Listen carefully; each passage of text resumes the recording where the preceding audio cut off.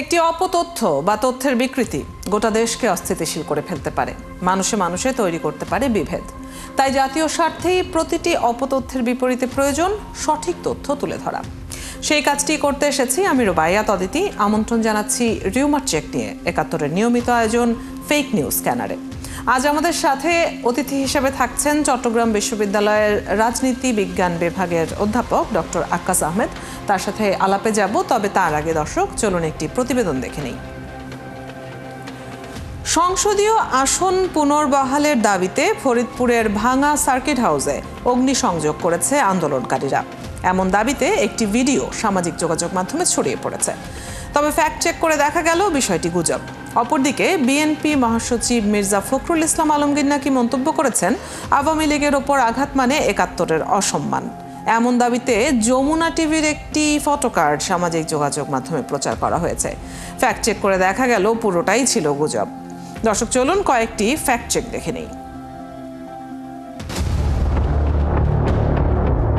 সংসদীয় আসন পুনর্বহালের দাবিতে ফরিদপুরের ভাঙা সার্কিট হাউসে অগ্নিসংযোগ করেছে আন্দোলনকারীরা। এমন দাবিতে একটি ভিডিও সামাজিক যোগাযোগ মাধ্যমে ছড়িয়ে পড়েছে। পরে রিউমার স্ক্যানার টিমের অনুসন্ধানে জানা যায় এটি ছিল অপতথ্য। ভবনে আগুনের এই ভিডিওটি ফরিদপুরের ভাঙা সার্কিট হাউসের নয় এবং ভাঙা সার্কিট হাউসে অগ্নিসংযোগের কোনো ঘটনা ঘটেও নি। প্রকৃতপক্ষে এটি নেপালের সাবেক প্রধানমন্ত্রী শর্মা ওলির বাসভবনে বিক্ষোভকারীদের অগ্নিসংযোগের ঘটনার ভিডিও। অপরদিকে বিএনপি মহাসচিব মির্জা ফখরুল ইসলাম আলমগীর আওয়ামী লীগের ওপর আঘাত মানে একাত্তরের অসম্মান শীর্ষক মন্তব্য করেছেন দাবিতে একটি ফটোকার্ড সামাজিক যোগাযোগ মাধ্যমে প্রচার করা হয়েছে। রিউমার স্ক্যানার টিমের অনুসন্ধানে জানা যায় বিএনপি মহাসচিব মির্জা ফখরুল ইসলাম আলমগীর এমন কোনো মন্তব্য করেননি। প্রকৃতপক্ষে জামানত টিভি নামক একটি স্যাটায়ার পেজে মির্জা ফখরুলের নামে প্রচারিত ব্যঙ্গাত্মক মন্তব্যকে আসল মন্তব্য দাবিতে প্রচার করা হয়েছে। সম্প্রতি সামাজিক যোগাযোগ মাধ্যমে একটি ভিডিও ছড়িয়ে দিয়ে দাবি করা হয়েছে এটি নদীপথে নৌকার মিছিলের দৃশ্য। অনুসন্ধানে জানা যায় প্রচারিত ভিডিওটি বাস্তব নয়, বরং এআই দিয়ে তৈরি ভিডিওকে নদীপথে নৌকার মিছিলের দৃশ্য দাবিতে প্রচার করা হচ্ছে।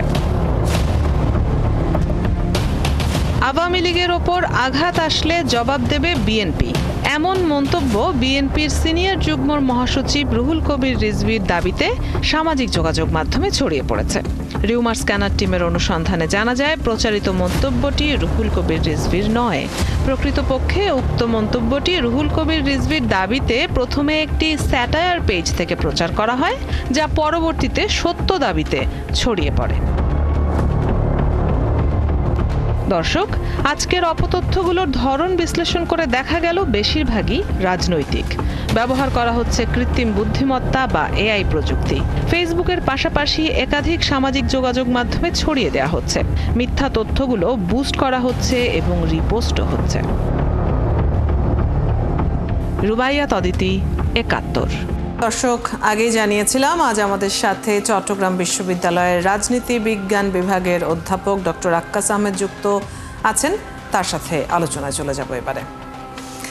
আপনাকে স্বাগত জানাচ্ছি একাত্তরে। আমরা ফেক নিউজগুলো নিয়ে আলোচনা করি আমাদের এই আয়োজনে, এবং দেখা যাচ্ছে যে এখন নির্বাচন সামনে রেখে রাজনৈতিক বিভিন্ন ইস্যুতেই নানান ধরনের মিথ্যাচার ছড়িয়ে দেওয়া হচ্ছে। তো আপনার কাছে কি মনে হয় কিনা যে এটার একটা বড় ধরনের প্রভাব নির্বাচনের সময়টাতে পড়বে? মানে দল কিংবা কোনো ব্যক্তি, কোনো নেতাকে যখন টার্গেট করে রিউমার ছড়ানো হচ্ছে, সেটা তো আসলে অনেক মানুষের কাছে রিচ করছে। তো এর প্রভাব আপনি কেমন দেখেন? ধন্যবাদ আমাকে এই বিষয়ে মন্তব্য করার সুযোগ দেওয়ার জন্য। আসলে আমরা যেটা আমার মনে হয় সেটা হচ্ছে যে প্রত্যেকটি পলিটিক্যাল পার্টি বলেন বা রাজনৈতিক নেতা বলেন বা নেতৃবৃন্দ কর্মী বলেন, প্রত্যেকেরই কিন্তু একটা পলিটিক্যাল স্বার্থ, রাজনৈতিক স্বার্থ রয়েছে। তো প্রত্যেকেই চাইবে যে তার রাজনৈতিক স্বার্থ চরিতার্থ করবার জন্য অনেক সময় বিভিন্ন বিষয়ে তারা কথা বলে থাকেন। বিশেষ করে আমরা যদি শুধু বাংলাদেশের প্রেক্ষিতে না, বহির্বিশ্বেও যদি আমরা দেখি, মার্কিন যুক্তরাষ্ট্রের ইলেকশনের সময় ডেমোক্রেটরা রিপাবলিকানদের বিরুদ্ধে, রিপাবলিকানরা ডেমোক্রেটদের বিরুদ্ধে বিভিন্ন রাজনৈতিক প্রপাগান্ডা ছড়িয়েছে। এটার অর্থ হচ্ছে কি, কোন একটা রাজনৈতিক দলকে বা সরকারকে অজনপ্রিয় করা, কিংবা বিশেষ কোনো রাজনৈতিক দল বা স্বার্থান্বেষী গোষ্ঠীকে জাতির সামনে তুলে ধরে বিশেষ জনপ্রিয়তা অর্জন করা বা রাজনৈতিক সুবিধা অর্জন করা। সেটা আমাদের দেশে বলে না, পৃথিবীর প্রায় প্রত্যেক দেশে আছে। সেটা পাকিস্তানেও আছে, ভারতেও আছে। আমরা যদি ভারতের রাজনীতি দেখি, সেখানে বিজেপি ন্যাশনাল কংগ্রেসের বিরুদ্ধে, ন্যাশনাল কংগ্রেস বিজেপির বিরুদ্ধে বিভিন্ন রাজনৈতিক প্রপাগান্ডা ছড়িয়ে থাকে। কাজে সেটা আমাদের দেশেও নতুন কিছু না। তবে হ্যাঁ, আপনি যেটা বলেছেন সেটা একটা ভালো একটা বিষয়, যে আসলে এটার একটা সিরিয়াস কনসিকুয়েন্স, পরিণতি আছে। বিশেষ করে আমাদের বাংলাদেশে যে গণতান্ত্রিক উত্তরণের জন্য সামনে যে ইলেকশন হবে, সেই ইলেকশনে এটার একটি প্রভাব অবশ্যই আছে।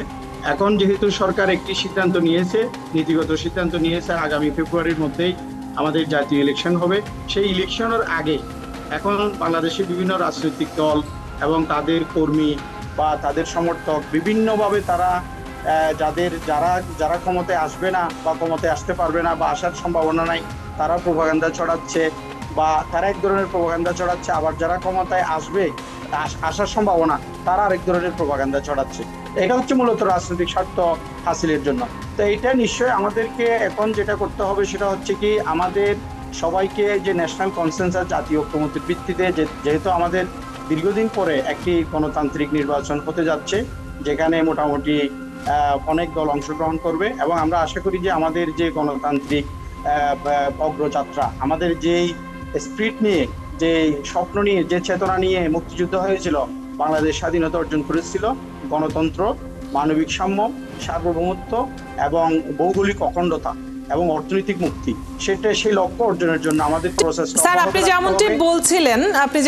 যেমনটি বলছিলেন যে অনেক দিন পর একটা গণতান্ত্রিক নির্বাচন হবে, তো খুব স্বাভাবিকভাবেই সারা বিশ্বের চোখ থাকবে আসলে এই নির্বাচনটির দিকে, এটি সুষ্ঠুভাবে হলো কিনা, সব ঠিকঠাকভাবে হলো কিনা। তো আপনার কি মনে হয় যে এই যে সোশ্যাল মিডিয়া জুড়ে এত অপতথ্য, সেটার একটা আন্তর্জাতিক প্রভাবও থাকতে পারে, বা আমাদের রাষ্ট্রীয় নিরাপত্তাও সেটাতে বিঘ্নিত হওয়ার আশঙ্কা থাকতে পারে? অবশ্যই। এখন বিশেষ করে যে প্রবলেমটা হচ্ছে যে আমরা তথ্য প্রযুক্তির যে অবাধ প্রবাহ বা অবাধ ব্যবহার, যে বিশেষ করে এআই, আর্টিফিশিয়াল ইন্টেলিজেন্সের মাধ্যমে যে সামাজিক যোগাযোগ মাধ্যমে যেভাবে বিভিন্ন ফলস নেগেটিভ তৈরি করে সেটা পোস্ট করা হচ্ছে এবং জনগণকে বিভ্রান্ত করা হচ্ছে। এখন সেটা অবশ্যই ধরেন আমাদের বিশেষ করে গ্রামীণ সমাজে, গ্রামীণ এলাকায় যে সমস্ত মানুষ কম শিক্ষিত বা অল্প শিক্ষিত, তারা অনেক সময় সামাজিক যোগাযোগ ব্যবহার করে, তারা সেটা বিশ্বাস করে এবং মনে করে যে আসলে এগুলো সত্য। এখন এটা একটা সোশ্যাল অ্যাওয়ারনেস, সামাজিক সচেতনতা আমাদের তৈরি করতে হবে। এবং এই যে আপনাদের মিডিয়ার মাধ্যমে যে মেসেজটা মানুষের মধ্যে যাচ্ছে, সমাজের বিভিন্ন স্তরের মানুষের মাঝে যাচ্ছে, এটা একটা পজিটিভ দিক অবশ্যই। সেটা আমি মনে করি যে এটা তারপরেও বাংলাদেশে যেহেতু আমাদের টেলিকমিউনিকেশন রেগুলেটরি কমিশন বা সাইবার সিকিউরিটি আছে, সেখানে যদি সরকার চাইলে সেগুলো ফ্যাক্ট চেকিং এর মাধ্যমে এগুলো আসলে বন্ধ করা সম্ভব। যে সমস্ত তথ্যগুলো অপতথ্য, মিস ইনফরমেশন বলেন ডিসইনফরমেশন বলেন, যেগুলো আসলে সত্য না, সেগুলো আমার মনে হয় সোশ্যাল মিডিয়ায় সেগুলোকে এই যে পোস্ট করার ক্ষেত্রে আমার মনে হয় কিছু বিধিনিষেধ আরোপ করলে সেটা সরকারের পক্ষ থেকে সম্ভব, এটা আসলে সম্ভব। ফলে আমাদের যে ন্যাশনাল সিকিউরিটি বলেন বা আমাদের যে ডেমোক্রেটিক ট্রানজিশন, গণতান্ত্রিক উত্তরণ বলেন, কিংবা ন্যাশনাল ইন্টিগ্রেশন, জাতীয় সংহতি, ঐক্যমত, যে দেশের স্বার্থে, সেটার বিষয়ে আমার মনে হয় যে এটা একটা অবশ্যই এটা করা সম্ভব। তবে এটা সরকারকে কাজ করতে হবে। পাশাপাশি এই যে আমাদের ইলেকট্রনিক মিডিয়া, প্রিন্ট মিডিয়া, আমাদের সিভিল সোসাইটি, সবাইকে এই বিষয়ে কাজ করতে হবে এবং সচেতনতার জায়গাটির কথাও আপনি বলছিলেন। অনেক ধন্যবাদ আমাদের সাথে আজকে যুক্ত হবার জন্য, এবং এই গুরুত্বপূর্ণ বিষয়টি নিয়ে আপনার মন্তব্য আমরা জেনে নিচ্ছিলাম। ধন্যবাদ। দর্শক, আমাদের সাথে চট্টগ্রাম বিশ্ববিদ্যালয়ের রাজনীতি বিজ্ঞান বিভাগের অধ্যাপক ডক্টর আক্কাস আহমেদ এতক্ষণ যুক্ত ছিলেন, তার সাথে কথা হচ্ছিল। আপনারা আছেন ফ্যাক্ট চেক নিয়ে। ৭১-এর নিয়মিত আয়োজন ফেক নিউজ স্ক্যানারে প্রতিদিন আমরা রিউমার দূর করতে হাজির হব, ঠিক একই সময়ে একইভাবে। আপনারাও যুক্ত হতে পারেন। যে কোনো খবর যদি আপনাকে সংশয়ে ফেলে, সেটির একটি স্ক্রিনশট আমাদেরকে মেইল করতে পারেন fns.71tv@gmail.com, অথবা ফেসবুকে যোগাযোগ করুন www.facebook/fakenewsscanner। আমরা সেই তথ্যের ফ্যাক্ট চেক করে আপনাদের জানাবো। চটকদার শিরোনাম দেখেই ক্লিক করবেন না। বিশ্বাস আর প্রতিক্রিয়া জানানোর আগে ফ্যাক্ট চেক করুন। থাকুন ৭১-এর সাথে।